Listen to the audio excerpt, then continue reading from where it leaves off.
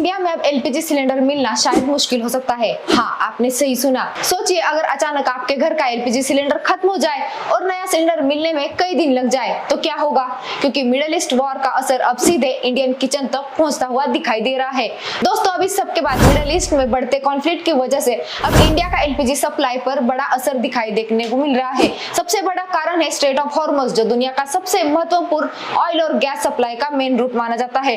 Report के मुताबिक India का एलपीजी इंपोर्ट करीबन 52% तक गिर चुका है। जहां पहले हर दिन लगभग 130 शिप सप्लाई आती थी, अब वही घटकर सिर्फ 10 शिप तक पहुंच गई है। सबसे चिंता की बात यह है कि इंडिया अपनी जरूरत का लगभग 60% एलपीजी इंपोर्ट करता है और उसमें से 90% सप्लाई सिर्फ स्ट्रेट ऑफ हॉर्मज से आती है। मतलब अगर इस रूट में कहीं भी बड़ा डिस्ट्रप्शन होता है तो इसका सीधा असर इंडियन होम्स और इंडस्ट्रीज पर दिखाई दे सकता है।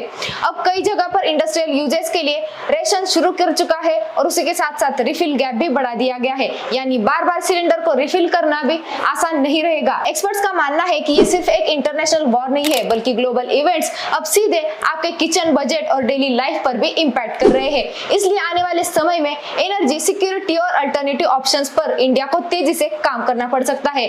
अब इस सब के बाद आपने इस पर क्या सोल्यूशन निकाला है, ये आप हमें कमेंट करके जरूर बताएं और ऐसे ही मार्केट के daily updates time to time जानने के लिए इस वीडियो को जरूर सब्सक्राइब करें।